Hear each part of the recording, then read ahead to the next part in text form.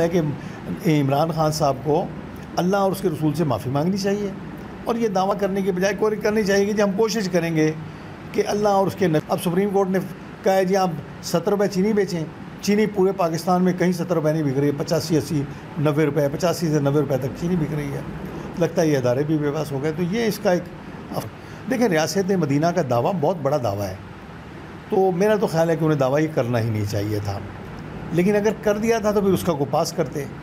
लेकिन बदकिस्मती से सिवाय इसके कि जब वो नबी सल्लल्लाहु अलैहि वसल्लम के पास रोज़े क़यामत पेश होंगे तो शर्मिंदगी के अलावा उनके पास कुछ नहीं होगा वैसे।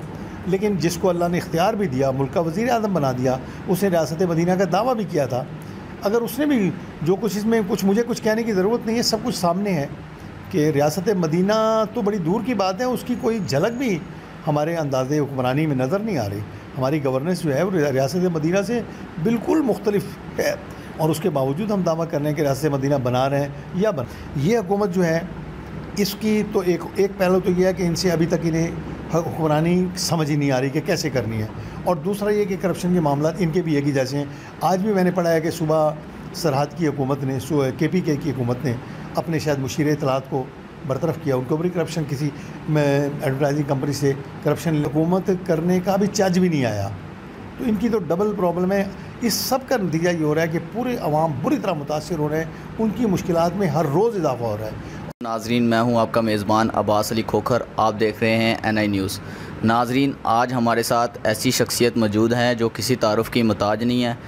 कॉलमिस्ट, एनालिस्ट, राइटर और एक अच्छे उस्ताद जो किसी तारुफ़ के मोहताज नहीं। मेरी मुराद जनाब सैयद तसीर मुस्तफ़ा साहब हैं। अस्सलाम वालेकुम सर। जी वालेकुम अस्सलाम। सर कैसे हैं आप? अल्हम्दुलिल्लाह खोखर साहब, आप बताइए, आप ठीक हैं? जी अल्हम्दुलिल्लाह। सर, NI न्यूज़ को टाइम देने का बहुत शुक्रिया। सर, मौजूदा सूरत हाल कोरोना की वजह से आपका टाइम कैसे गुजरा है?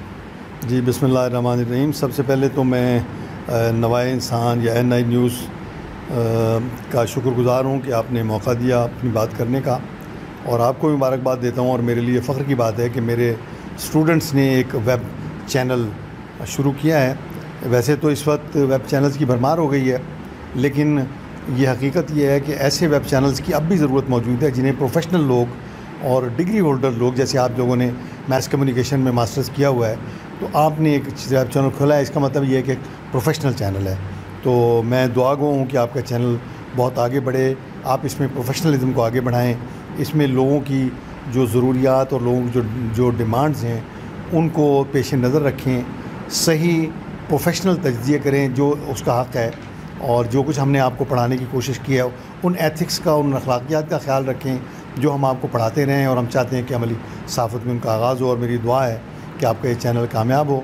जहाँ तक आपका सवाल है कि कोरोना में वक्त कैसे गुजर रहा है, कोरोना में वक्त तो अल्लाह का शुक्र है, उसका एहसान है, जो वक्त वो गुजार दे शुक्र है, तो वक्त तो अच्छा ही गुजर रहा है।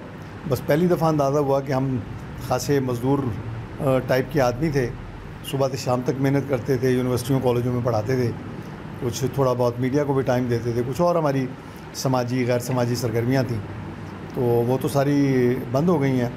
कुछ तो कोरोना ने खौफज़दा कर दिया, कुछ बच्चों ने पाबंदी लगा दिया। बच्चे जो हैं वो बड़े हो गए, जब बच्चे बड़े हो जाएं तो वो असल में कंट्रोल से मार लेते हैं, तो उनका कंट्रोल ये है कि वो बाहर निकलने नहीं देते।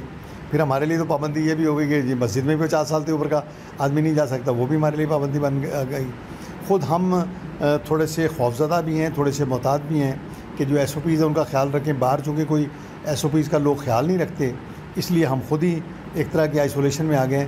ये तो इसका एक पहलू है, लेकिन मेरा ख़्याल है कि इसका एक मुस्बत पहलू भी है। मुस्बत पहलू इसका ये है कि जो वक्त अल्लाह ताला ने आपको दिया है इसका आप सही इस्तेमाल कर लें, इस दौरान पढ़ लें। मैं तो ये मशवरा दूंगा लोगों को, लोग वाकई आजकल शायद ज़्यादा कुरान पढ़ते हैं, ज़्यादा इबादत करते हैं, लेकिन कुरान को तर्जुमे के साथ पढ़ लें। आपके घरों में जो किताबें हैं उनको पढ़ लें। अगर आप तालिब इल्म हैं तो अपने कोर्स को मुकम्मल कर लें, अगर आप उस्ताद हैं तो अपने लेक्चर्स तैयार कर लें, कुछ और जो भी काम करते हैं। और अगर आपका कोई और गैर मुतल्लिका काम भी है तो कुतुब बीनी एक बहुत अच्छी, यानी इस अरसे में कुतुब बीनी का रुझान बढ़ सकता है। बाकी इसका हमारी इक़्तिसादियात पर, पूरी दुनिया की इक़्तिसादियात पर बुरा असर पड़ रहा है, हमारी इक़्तिसादियात पर बुरा असर पड़ रहा है। लेकिन एक और पहलू इसका ये है कि नफ्सियाती तौर पे कोरोना जो है वो बहुत मुश्किलात पैदा करेगा। नफ्सियाती तौर पे पहली मुश्किल तो यही होगी कि जो लोग घरों में बैठने के आदी नहीं थे, घरों में पाबंद हो गए। तो इस तरह नफ्सियाती अवारिस और बीमारियां जो हैं वो बढ़ेंगी। इसी तरह जो बीवियां 5, 7, 10 दिन के बाद शौहर को डांट देती थी, अब उन्हें हर दफ़ा हर घंटे के बाद डांटने का मौका मिल गया है, तो उनके लिए भी उनका भी मिजाज एग्रेसिव हो गया है। ये रवैया वो अपने बच्चों के साथ भी जब अपनाएंगी तो बच्चे रिएक्ट भी करेंगे और शौहर भी शायद कुछ दिन के बाद रिएक्ट करने लगें। तो ये इसके पहलू हैं। इक़्तिसादियात हमारी बुरी तरह मुतासिर हुई हैं, नफ्सियात बुरी तरह मुतासिर हुई हैं, और जो सबसे बुरा पहलू मुझे लगता है कोरोना का वो ये है कि हमने इससे सबक नहीं सीखा बतौर कौम। हमने उसी तरह लूटमार जारी रखी है। कभी पेट्रोल ख़त्म हो जाता है, कभी चीनी ख़त्म हो जाती है, कभी आटा महंगा हो जाता है। मतलब खुदा खौफी हमें शायद रही नहीं। ये तो वो दिन थे कि दुकानदार या कारोबारी को चाहिए था कि वो कीमतें ख़रीद से भी कम कीमत पे बेच देता, लेकिन उन्हें स्टॉक कर लिए हैं, ज़ख़ीरा कर लिया है, कीमतें बढ़ा रहे हैं। अब सुप्रीम कोर्ट ने कहा है जी आप 70 रुपये चीनी बेचें। चीनी पूरे पाकिस्तान में कहीं 70 रुपये नहीं बिक रही है, 85, 80, 90 रुपये, 85 से 90 रुपये तक चीनी बिक रही है। लगता है ये अदारे भी बेबस हो गए। तो ये इसका एक अफसोसनाक पहलू है। इसी में हमारी भी ज़िंदगी गुजर रही है सबके साथ। सर, वज़ीर-ए-आज़म इमरान खान का ये दावा था कि मैं पाकिस्तान को रियासत मदीना बनाऊंगा। जैसे अभी आपने कहा कि चीनी का बहरान है, आटे का बहरान है, पेट्रोल का बहरान है, तो क्या वज़ीर-ए-आज़म इमरान खान जो ये दावा करते हैं कि ये पाकिस्तान को रियासत मदीना बनाऊंगा, क्या इस पर पूरा उतरेंगे? मेरा ज़ाती ख़्याल ये है, एक आम शहरी के तौर पर भी और एक मैस कम्युनिकेशन के तालिब इल्म के तौर पे भी और एक उस्ताद के तौर पे, मेरा ज़ाती ख़्याल ये है कि हमारे सियासतदानों को ऐसे नारे नहीं लगाने चाहिए जिनका हम जवाब ना दें और उसके जवाब दें हम अल्लाह और उसके रसूल के सामने हो। देखें, रियासत मदीना का दावा बहुत बड़ा दावा है, तो मेरा तो ख़्याल है कि उन्हें दावा ये करना ही नहीं चाहिए था। लेकिन अगर कर दिया था तो फिर उसका को पास करते। लेकिन बदकिस्मती से सिवाय इसके कि जब वो नबी सल्लल्लाहु अलैहि वसल्लम के पास रोज़े क़यामत पेश होंगे तो शर्मिंदगी के अलावा उनके पास कुछ नहीं होगा। वैसे तो पूरी उम्मत ही शर्मिंदा होगी कि अल्लाह के नबी के कितने अमाल पर हमने अमल किया, कितने उनके अक़वाल पर हमने अमल किया। लेकिन जिसको अल्लाह ने इख्तियार भी दिया, मुल्क का वज़ीर आज़म बना दिया, उसने रियासत मदीना का दावा भी किया था। अगर उसने भी जो कुछ इसमें मुझे कुछ कहने की ज़रूरत नहीं है, सब कुछ सामने है कि रियासत मदीना तो बड़ी दूर की बात है, उसकी कोई झलक भी हमारे अंदाज़े हुक्मरानी में नज़र नहीं आ रही। हमारी गवर्नेंस जो है वो रियासत मदीना से बिल्कुल मुख्तलिफ है, और उसके बावजूद हम दावा कर रहे हैं कि रियासत मदीना बना रहे हैं या बनाएंगे। तो मेरा तो ख़्याल है कि इमरान खान साहब को अल्लाह और उसके रसूल से माफ़ी मांगनी चाहिए, और ये दावा करने के बजाय कोई करनी चाहिए कि हम कोशिश करेंगे कि अल्लाह और उसके नबी ने जो हमें मौक़े और जो अहकामात दिए, हम कोशिश करेंगे कि उन पर अमल करने की कोशिश करें। बस दावा कोई ना करें, अल्लाह से खैर मांगें। सर, मौजूदा हुकूमत और साबका हुकूमतों के मुआवज़ने के बारे में बात करते हैं कि किस दौरे हुकूमत में हालात बेहतर थे? क्या जो मौजूदा हुकूमत है वो आवाम के लिए कोई सहूलियात पैदा कर रही है? आपने बड़ा मुश्किल सवाल कर दिया है कि अगर 47 से अब तक का भी जायज़ा लें तो मुझे वो किसी शायर का वो बहुत अच्छा शेर है जो मुझे याद आ रहा है कि चार अगर पूछते हैं दर्द कहाँ होता है, एक जगह हो तो बताऊँ कि यहाँ होता है। हम तो हमारा तो पूरा जिस्म ही दर्द है। हम 47 के बाद से मुसलसल मुश्किलात का शिकार हैं और हम मुसलसल तनज़्ज़ुली का शिकार हैं। आप देखें, एक दौर था जब हमारे यहाँ PIA प्रॉफिट में थी, वेबडा प्रॉफिट में था, PTCL प्रॉफिट में था, रेलवे प्रॉफिट में था, ये बहुत सारे।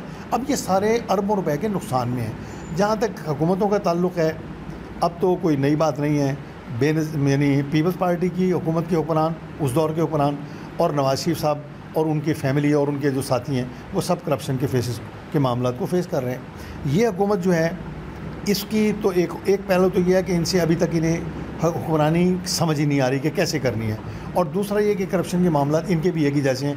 आज भी मैंने पढ़ा है कि सुबह सरहद की हुकूमत ने, KPK की हुकूमत ने अपने शायद मुशीर इत्तलात को बरतरफ़ किया। उनके ऊपर करप्शन, किसी एडवर्टाइजिंग कंपनी से करप्शन लेने का इल्ज़ाम है उनके ऊपर।